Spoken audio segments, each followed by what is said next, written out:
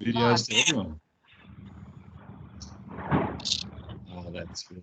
Well, hopefully Asanka will be joining us as well because he salivates over any structural steel coating. So a good product there is the fluoropolymers, which I'm sure Ben might go through. But Asanka used that on Northwest Rail Link for its colour retention properties, and got the architects pretty excited about that. So I think we're starting to use that on a few other rail projects as well. Excellent. Yeah, what are we talking about today, Ben? Yeah, so I was actually going to focus. Are we all good to kick off now, eh? Yeah, mate. Yeah, I don't think everyone's here, but I think they can join in. Most of us are here. Yeah, so no worries. Yep. Over to you. I was actually going to focus on fluoropolymers. I think they're definitely the probably the product that the market is looking for at the moment, and they offer the greatest benefits to what is currently in the market too, I think. So what I might do, could I have the screen, Will, and run through a presentation? Does that work? Yeah, mate, that works well. Okay, just have a quick look how to get the screen. You done many of these prezos on Microsoft Teams? Is it the new way of doing things? On Zoom, actually. Haven't done a lot on Microsoft Teams, but can I just get the can I get the screen, or do you need to give that to me? No, if you go down to the middle bottom, you'll see the video camera, the mic, and then the next one is like the screen with an arrow underneath. Oh, yes, yep. If you click on that one, and then on the far left, just pick one of the screens or the window, like depending what you want to show.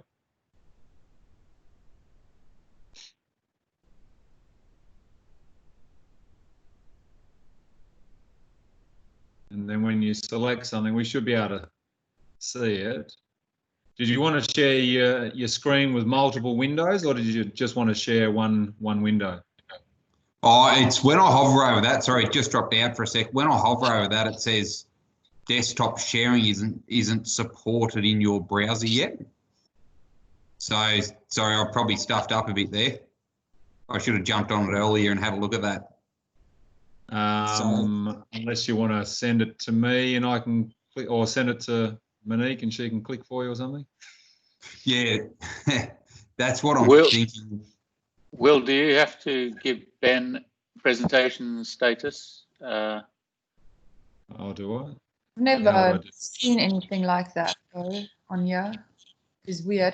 Are you using the Microsoft Teams app, or are you using it in the browser? It's in the browser. Yeah, it might be like doing that. Because it's not Microsoft Teams, it's just the internet browser. So you're all using the application that is downloaded to the computer. Yeah, okay. Yeah. Okay. Well, what I'll do, I'll just send it through to you, Monique. Is that all right? Yep, that's fine. Yep. It won't be a second. Cool.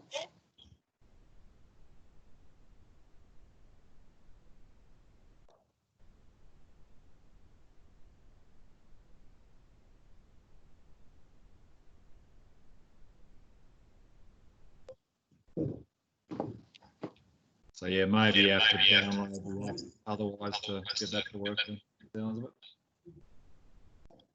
You can see somewhere that's influenced by Richard, all the skateboards in the background there.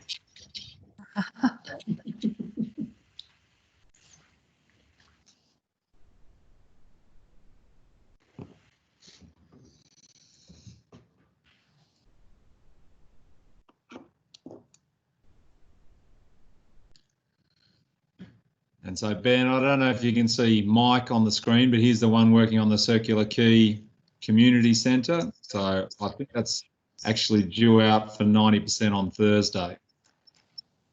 So, excellent. Yeah, Mike, we're just discussing fluoropolymers might be good for the big canopy over the top. So if they want to fill out that info.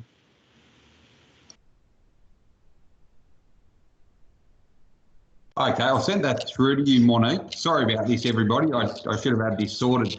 I thought it was similar to Zoom or GoToMeeting where you just switch screens around, but so my bad. So I'll send that through. Should be there in a sec. They all have their quirks, don't they? They do. They're getting better. I remember the meetings, you had to allow 15 minutes at every meeting to adjust. Can you hear me? Can you see me? What's happening? Who's there? Yeah, exactly.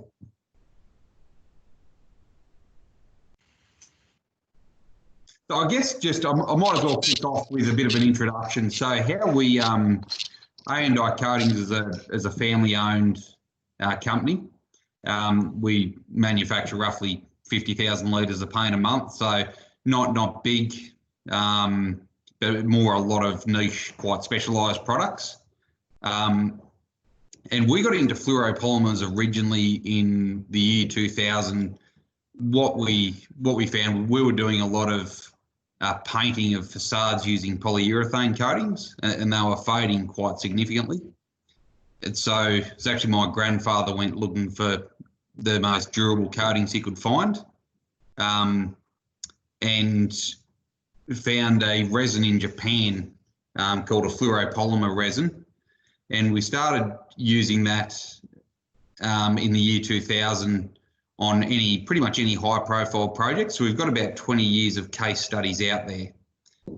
So and since then it's really grown pretty much every year as more people start to realise its benefits.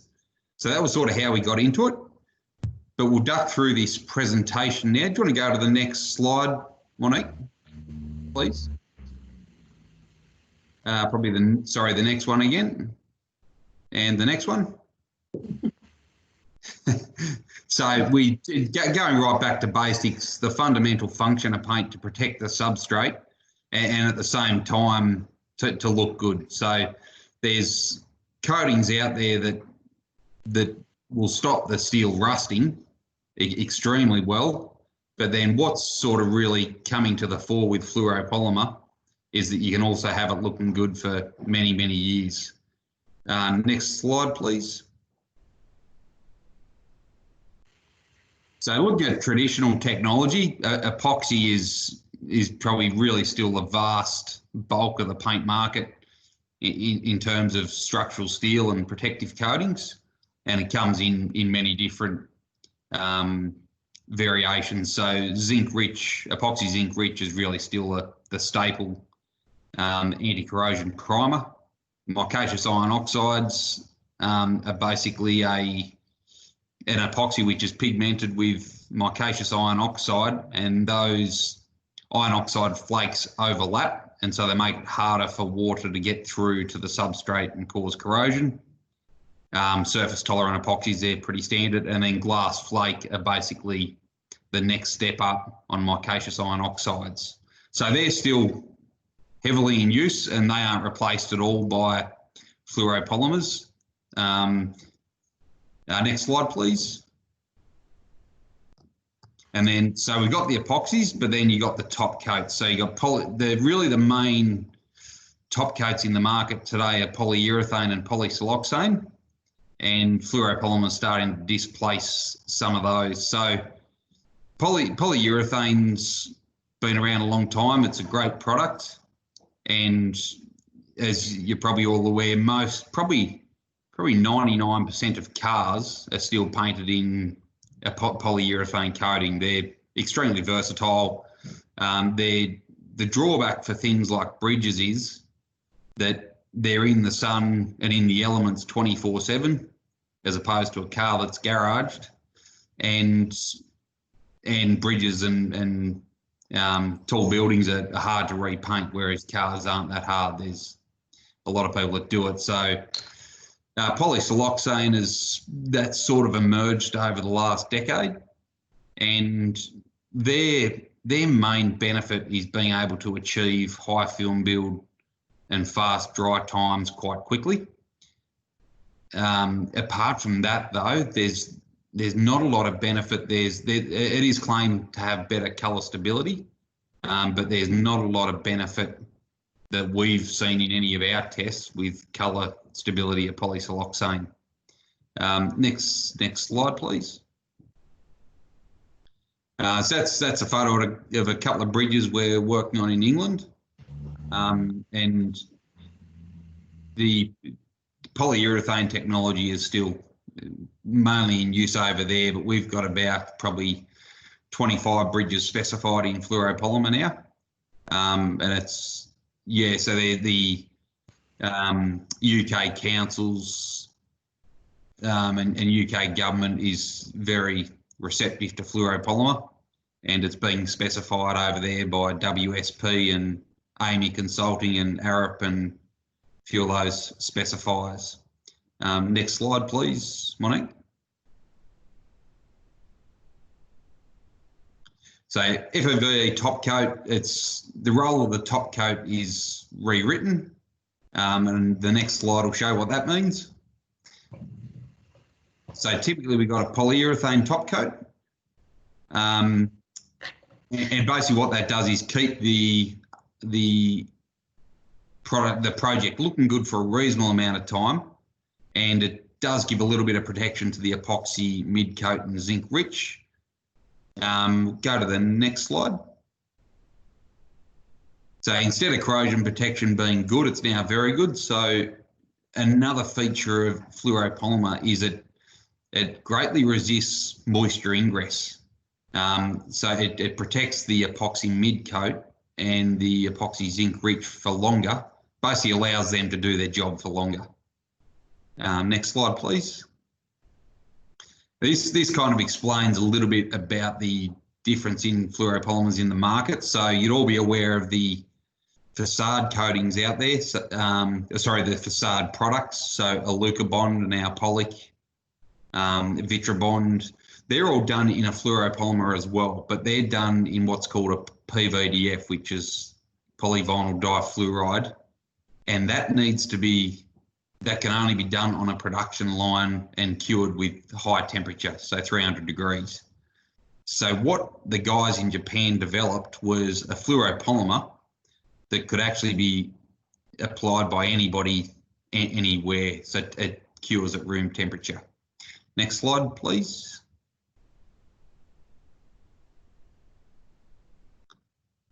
Actually, we'll go to the next one as well. So this explains what FEVE technology looks like. So you've got a fluoroethylene molecule joined to a vinyl ether molecule. And there's two things to look at here, the content of the fluorine in the product and also the alternating sequence of vinyl ether. So you can get products with a higher fluorine content, or what they call 4F. So you've got 4 fluorine atoms per molecule. The only issue with that is the alternating sequence. So you can see this here is a very well ordered chain, and basically the fluoroethylene protects the vinyl ether. And when we have pigment in a paint,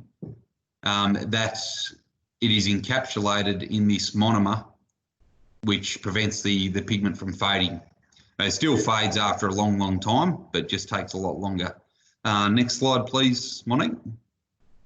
So as you can see there, the big items are the fluoroethylene, and then the smaller green dots are the vinyl ether. So in essence, the big circles protect the little ones. And the next slide explains the bond energy of the fluoroethylene molecule is 424 kilojoules. Maximum UV energy is 411, and the bond energy of a polyurethane is 379. So what that's basically saying is that UV hasn't got enough energy to break the bond in a fluoroethylene product. Whereas on a polyurethane, it's broken a lot more easy. So this slide here just shows this was a test that the Japanese did on one of their offshore testing stations.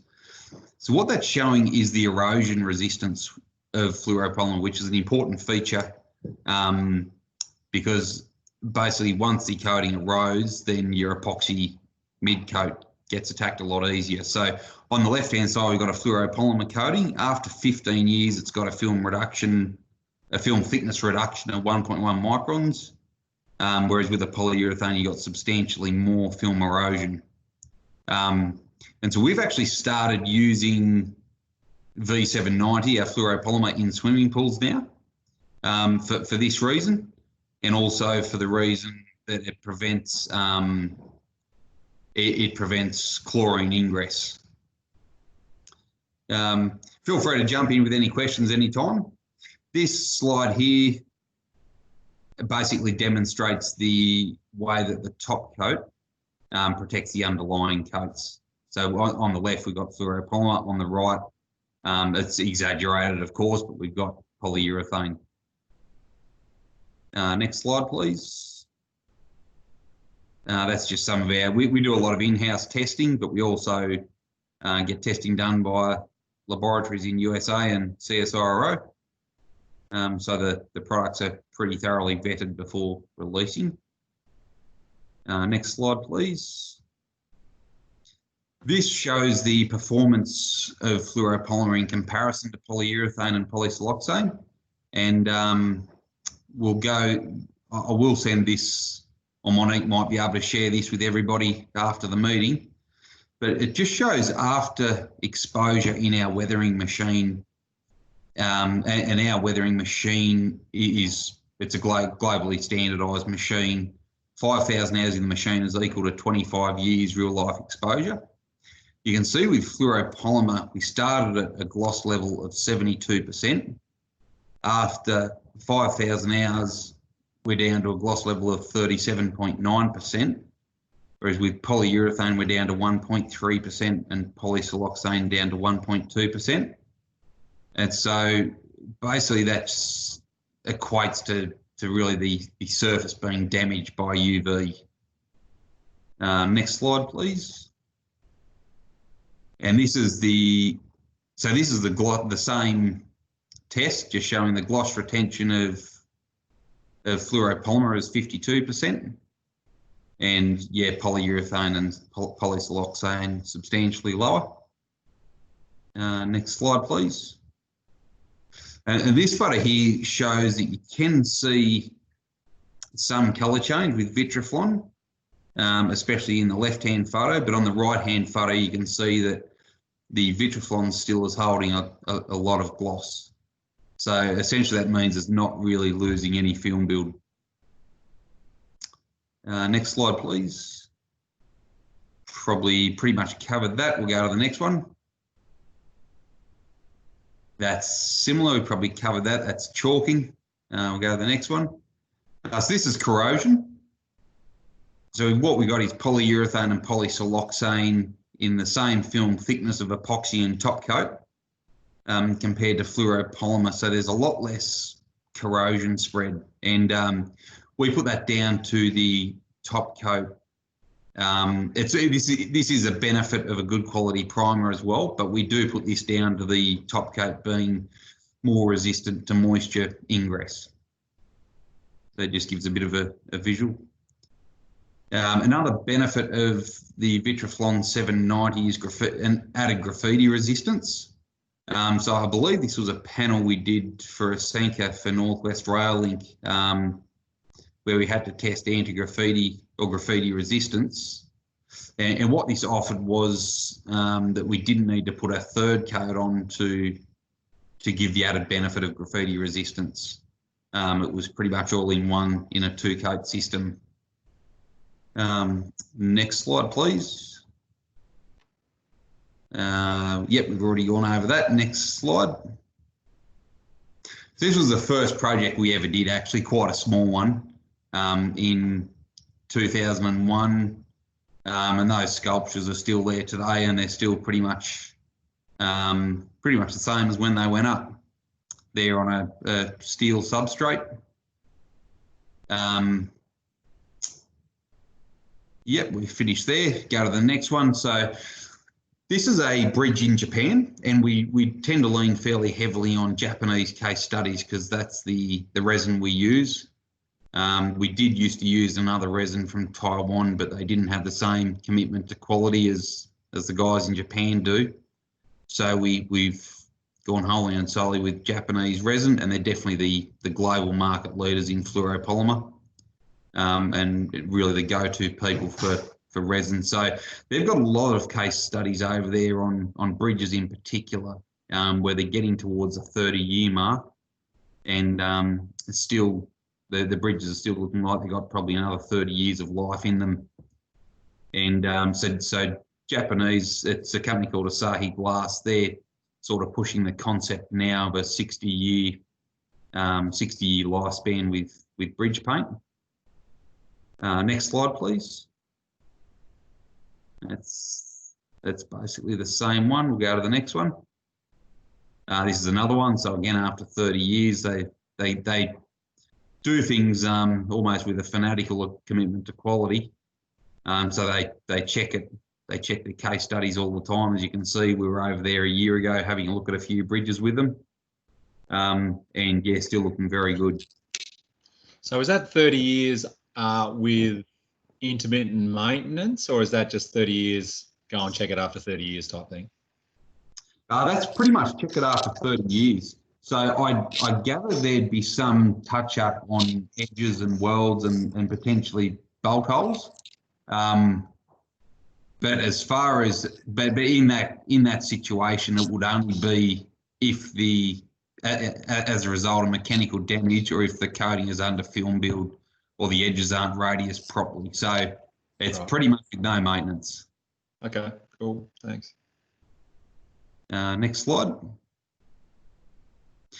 This was the second major project we did. This is National Australia Bank headquarters in Melbourne, and that was done in 2002 with pretty much all the worst colours for fading, and that's still looking really good today. So we've actually had CSIRO go and do colour checks on that. So we tend to point to that case study a fair bit as a good example of what fluoropolymer can do. And then these are just a few case studies. So Seaford Rail Corridor was, Vitraflon was used on probably 8 different substrates. So concrete, steel, plastics like Dampalon, stainless steel, gal. So it was quite a substantial project back in about 2015. Next slide.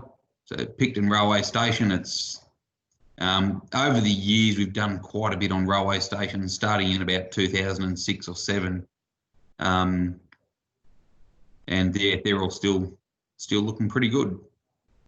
Next slide, please, and next one. We do probably still our biggest market for fluoropolymer is facade panels. So that's just another example of some bright facade panels. We'll go to the next one, Liverpool Railway Station, done in about 2012. Yep, next slide. This is a project that's really just been, or it's actually not even opened yet, I don't think. Lachlan's Line pedestrian bridge. Very interesting structure. So pretty much every piece of steel on there was curved in some way. And so a big challenge for S&L Steel that fabricated it. So, and it's a really bright kind of electric blue, so a great case study that goes over Delhi Road, Macquarie Park. This is a bridge that we've just supplied for in UK, refurb. Probably something you're all familiar with. M7 roadside barriers were done. That's all fluoropolymer coatings.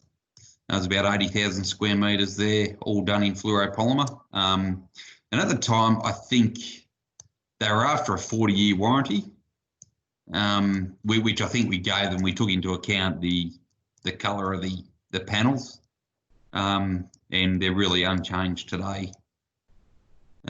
Next slide. and project you'll all be familiar with, Northwest Rapid Transit. Go to the next slide.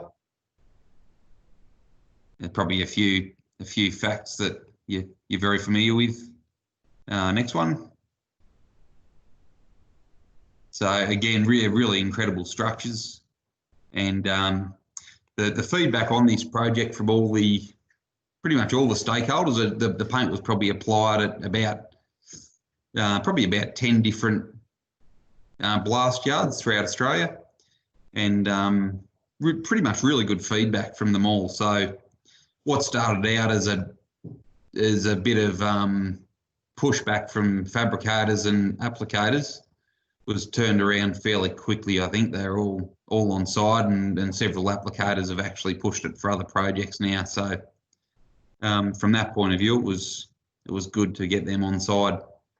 Next slide. Yeah, so for that project, there was over 100,000 square metres of steel protected. I think we supplied about 28 tonnes of fluoropolymer top coat, so including epoxy could have been about 80 tonnes thereabouts. That was a fantastic project, and we really appreciated Schumann's help on that. Schumann was definitely key in getting the message across as to the durability and the benefits of fluoropolymer. So appreciate that. Next slide, and next one.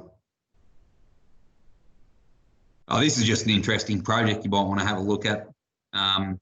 We did a lot of work for the world's tallest arch bridge in India, up near Jammu and Kashmir, and we went there 3 times and we were working with an Indian company. Because of the issues India seems to have with Pakistan, they're always fighting pretty much right where that bridge is. So it's been held up numerous times. And I think it was meant to be finished in about 2013, but it's still going. So that's, just an interesting one. Next slide. A few other projects where I think Schumann were key. Capital Metro, Asanka specified it there. Sydney Light Rail, Melbourne Convention Centre, and this presentation was a while ago. So we've had 12 live UK bridge projects, but it's sort of increasing all the time. Next slide, please. This sort of explains that paint is the smallest part of the actual cost. So it's a message we try and get across to asset owners, that especially for maintenance, but even for new work, is that you might be paying $100 a square metre for, this is just hypothetical, for access and preparation, and then you'd be paying about an extra $5 to go to fluoropolymer. So and on a bridge that's over water, the actual percentage increase of cost for fluoropolymer might drop down to 1%. In comparison to the cost savings, it's extremely small.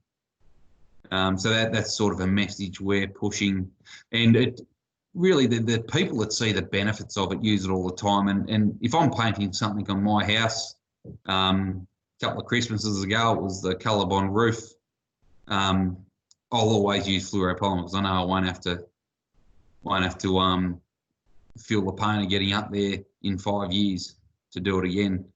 So I use it everywhere I possibly can, and a bunch of our customers now, that's all they use.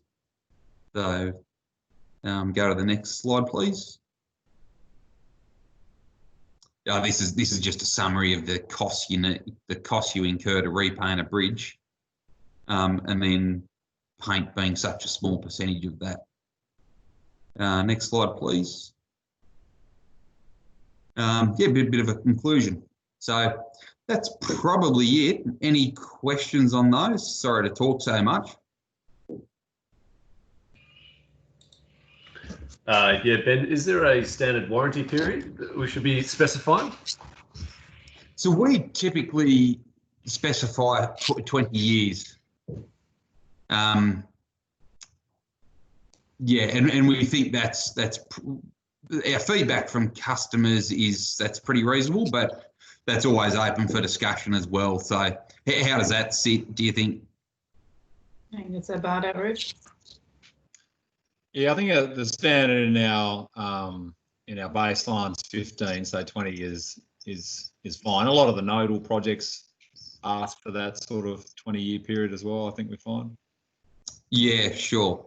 I guess probably a key point there is that it depends what the warranty's for. So I know you can get warranties that'll warrant against corrosion for 20 years, but I don't know that you'll get a lot that'll warrant against colour and gloss retention. Yeah.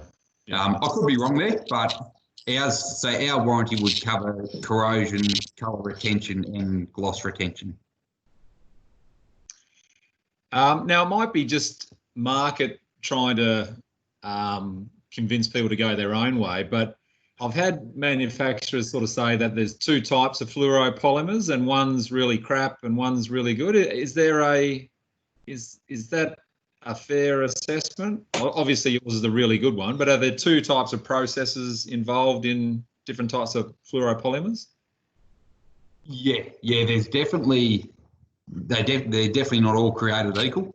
So with so for instance, we used to get one fluoropolymer resin out of Taiwan because it was substantially cheaper. We had some significant issues with a particular applicator with that resin where it wasn't so much the overall performance, it was more just the application characteristics would change with each batch. And that was creating a lot of grief with the applicator. But then also what people can do is, and what the resin suppliers also will give you is guiding formulas on how much other resins you can add to a fluoropolymer resin. So water it down, so to speak. Yep. And there's absolutely ones on the market that we've tested where they're called fluoropolymers, but they might only be 30% fluoropolymer resin and 70% another resin. Okay, so we shouldn't be hanging our hat on fluoropolymer as such, but more as it's quite a it's like waterproofing. Yeah, there's a lot of research that needs to go into it. It can get quite confusing in the market as to which type of paint system, but also within each type, whether it's polyurethane, polysiloxane, or fluoropolymer, there's different ones within there. So it does take a fair effort to research and make sure we get it right. Yeah, it does. And probably what I'd hang my hat on is case studies. Yeah. Okay. Yeah, I mean we've tested pretty much most of the fluoropolymers we can get our hands on. There is another one made in Australia. It's sort of more geared towards the facades. I don't think it's ever been used on a steel project.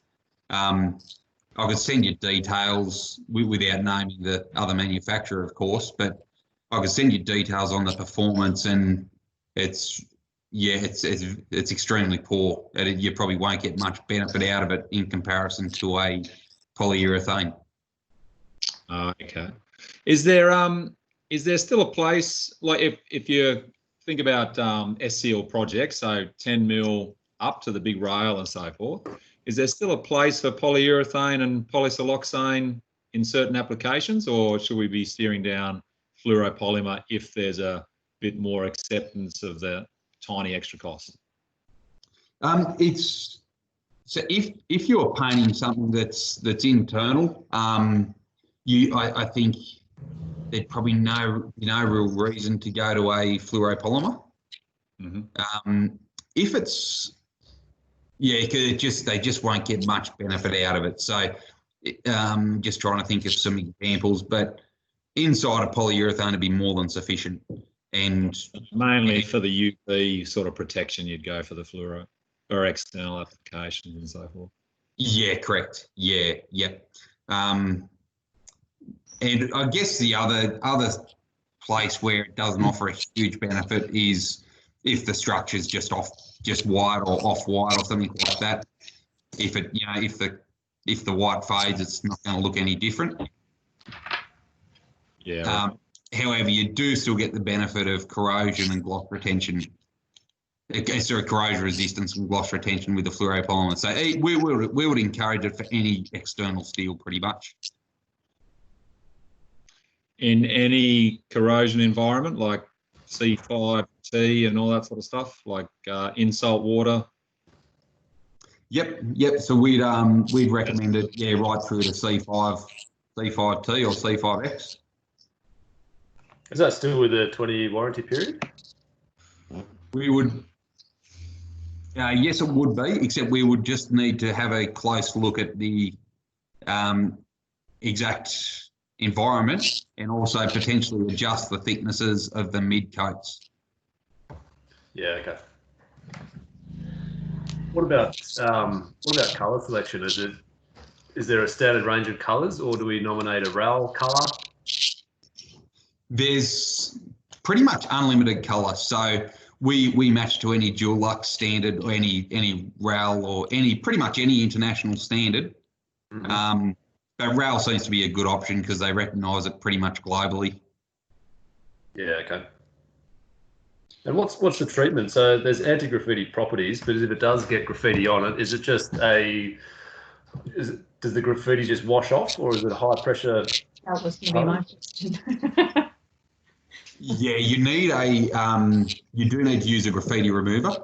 Mm-hmm. And for that, we've just got a bunch of different brands that we do recommend, which you simply spray onto the surface, spray onto the graffiti, and it will pretty much just dissolve the graffiti without affecting the fluoropolymer.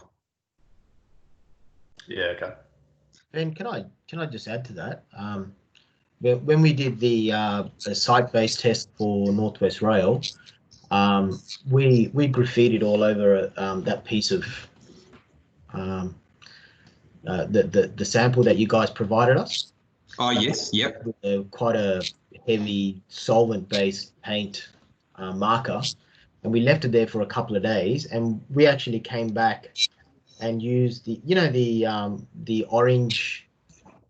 The cleaner that's got citrus-based cleaner. Yes. We actually put that on there and left it there for about 10 minutes, and we came along and wiped it off, and it actually came off. There was a little bit of ghosting, but majority of the graffiti actually came off. So yes. So it's quite good, and it didn't. Yeah. And it didn't affect the substrate, the paint integrity either, which is interesting. Yeah, that's good feedback. Yeah. So sometimes you probably don't need to go to a dedicated graffiti product if you catch it early, I suppose. Yes, exactly. Yeah. Then that big black sort of structure that you had in one of your slides, I think you said it was for Sydney Metro, is something like that painted or coated at the steel manufacturer and then transported and touched up, or is that painted on site? No, that's painted at the steel manufacturer. Okay. Yeah. So does the product allow for touch-up? Because obviously it's going to take some form of damage between the manufacturing facility and the site. Yes, yeah. So it does touch up quite well. With that project, I think they did a lot of. There was a lot of site touch up, I believe. Mm-hmm. And so that is another feature of fluoropolymer of this particular fluoropolymer that they used. It does brush and roll well and leaves a good finish. Okay, cool. Thanks. All right. Any other questions from anyone else? Ben, just a quick one for Northwest Rail. Was that a semi-gloss or a satin that we put on? That was the satin. That satin went on. Okay. Because we just doing how I talked to you the other day, yesterday about the Martin Place study. Yes. We're presenting to the North Tower consortium. They're on site at the moment, checking out the structure, and they're saying that is is it actually a semi-gloss or a gloss? Because they're noticing a little bit of a it's actually quite glossy to them rather than more of a satin finish. So I'm just wondering whether they changed it, whether you know if it was changed, if it was a semi-gloss. There's not much of a difference, is there? So from 30% to 40%, wasn't it? Yeah, no, we don't actually stock it in a semi-gloss. So we've only got satin and gloss. So if it's reasonably glossy, I reckon they've got gloss. Oh, okay. Right. I wonder, so I guess the other thing I should add for the team is that with the fluoropolymer, we supply through Dulux. So we've had an agreement with Dulux over the last couple of years. They actually stock 5 of our products, and the fluoropolymer is one of them.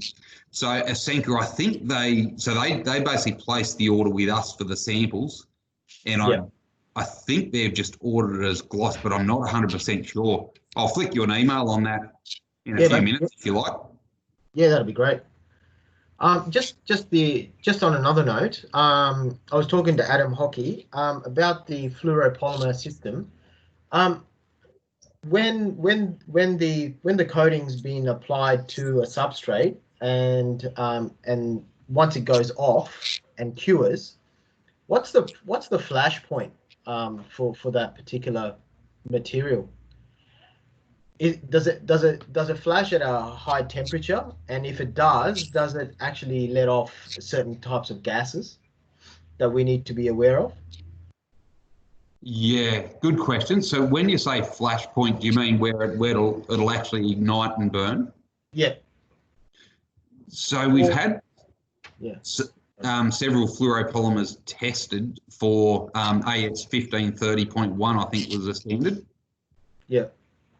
For the facade market when all those polyethylene facades were burning, and it wouldn't actually support a flame at any temperature. Oh, right, okay. So it would burn while you had an external flame source on it, but it wouldn't actually, as soon as you took the flame source away, it just extinguished. Okay. But while it is burning, like while you do have a flame source, I just don't know what the gases are that are released. But what I'll do, I'll look that up for you, Asenka, and come back to you. Yeah, that'd be great. Yep, no worries. You say you supply through Dulux. Is the Quantum V90 your product through them, or is it a competing product? That is our product, yes. Yep. Yeah, so we're just trying to raise awareness in the market ourselves.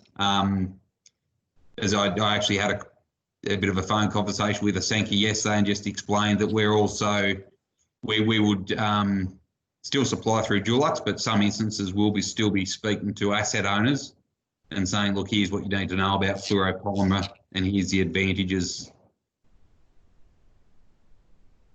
So is the Vitraflon 790 the same product as the Quantum V90?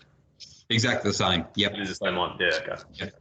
So if you're specifying a project, we would completely support you specifying it as V90. That would be totally fine by us because we have a fairly close relationship with Dulux, but we're also wanting to ensure that specs are looked after and not overturned at the last minute by polyurethane or just because the contractor wants to use a product that's $1 cheaper. Mm-hmm. Does the FEV come in a can, spray can? It doesn't, unfortunately, no. We did experiment with it. I went to a place in Germany a couple of years ago that sells aerosols, which have a little canister inside the aerosol that you put your hardener into. It was actually pretty neat, but you got to buy a huge amount to get a run with your own hardener in it. And we just didn't end up getting there, unfortunately. Looking for touch-ups for your own roof, are you, John? Yeah. He wants to tag with the rest of the teenagers. Exactly. For a chair project. Well, we've got A&I coating systems, including the V90, V790 in our in Easy Spec now. And I think we've branded that under A&I coatings, haven't we, Ben, rather than Dulux, just so you can keep a bit more of a track on that.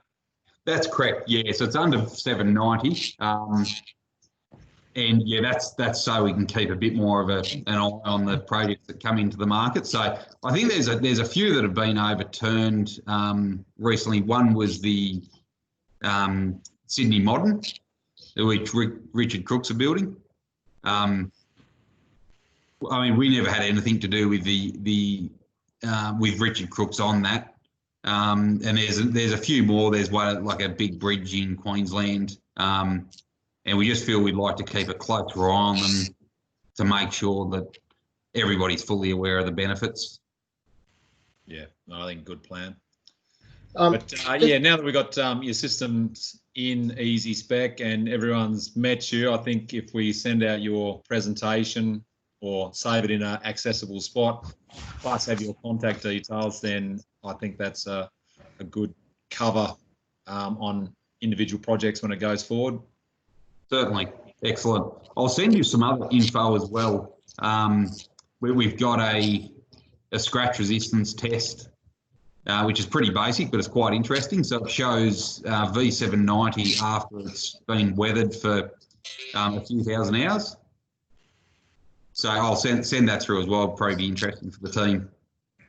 Yeah, sounds good. Excellent. Really appreciate everybody's time. Thank you, Ben. Cheers, Thanks. Ben. Oh, Very interesting, mate. Thanks for the presentation. Thanks, Yeah. mate. We'll Not chat a to you problem at all. Thanks a lot. We'll be in touch. Thanks. Thanks, mate. guys. Thank you. Thank you. Bye. Thanks. soon. Catch ya.